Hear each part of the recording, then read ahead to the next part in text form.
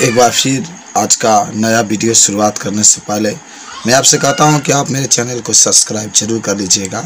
Class 10 के लिए बहुत ही महत्वपूर्ण जो बात आता है उसका नाम हिंदी के अंतर्गत उपसर्ग, जो आपके बोर्ड के एग्जाम में 3 नंबर का पूछता है। तो आखिर समझते हैं कि उपसर्ग होता क्या है। देखिए मेरे दोस्त, उपसर्ग आप कह सकते हैं वह होता है जो किसी नाम के पहले आकर, जो किसी शब्द के पहले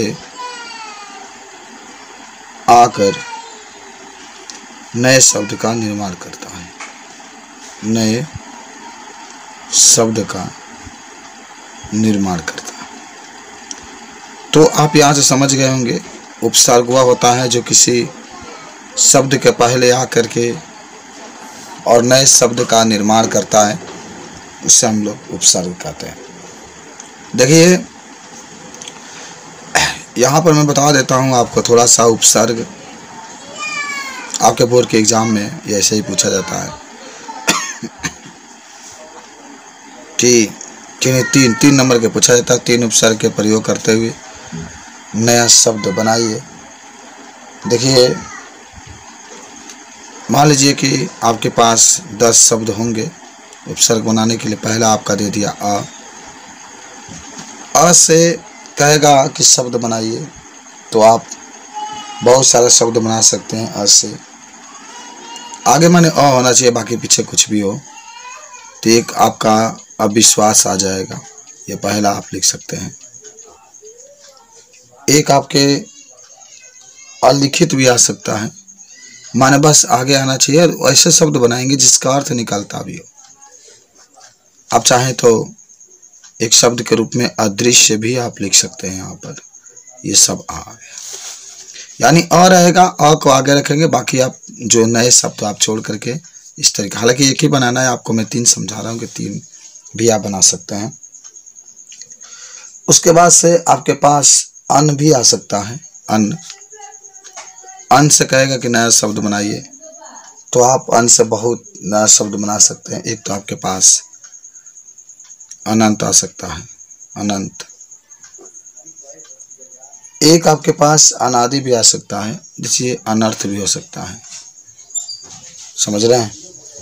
आप चाहें तो यहाँ पर अनपेक्षित भी लिख सकते हैं। अनपेक्षित ये शब्द अन से बनता है। अन आगे रहना चाहिए बस, बाकी सब आप पीछे जोड़ते चलिए। उसके बाद से उपसर्ग में दे देगा अधिका, अधि दे देगा, इससे कहेगा नया शब्द बनाइए।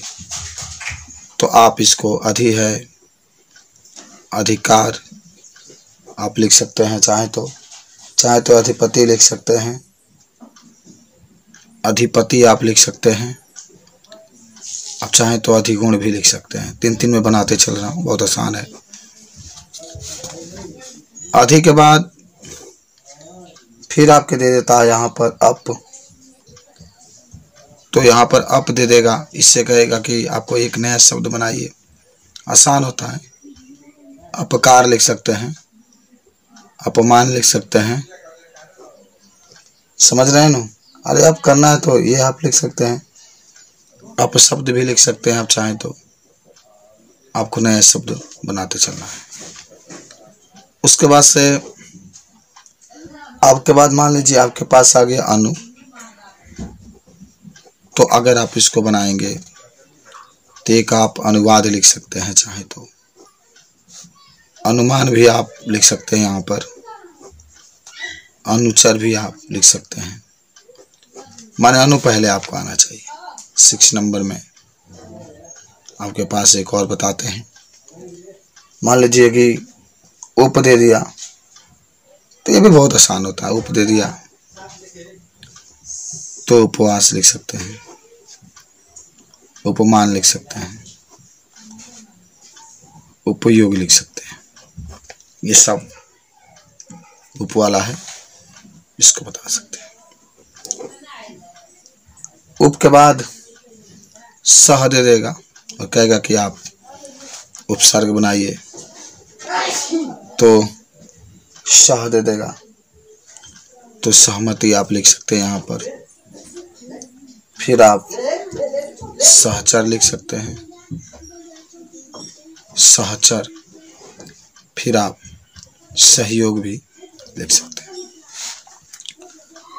सह के बाद और भी शब्द आपको दे सकता है। निर दे दिया तो आप चाहे तो निर्धन लिख सकते हैं। आप निर्लज लिख सकते हैं। आप निर्मल लिख सकते हैं यदि अगर लिखना होगा तो। फिर उसके बाद से इस तरीके से आपसे पूछा जाता अभी दे देगा, अभी आपका दे देगा, तो इससे भी आप अभिमान लिख सकते हैं, अभिवादन लिख सकते हैं, अभियोग लिख सकते हैं। ये शब्द उसके बाद से आपके पास 10 नंबर आता है। तो मेरे दोस्त आपको समझ में आ रहा होगा, मुझे उम्मीद है। परी, तो इससे भी नया शब्द बनाना होता है तो आप परी आगे होना चाहिए। परिवार आप लिख सकते हैं, परीक्षा आप लिख सकते हैं, परिणाम लिख सकते हैं आप,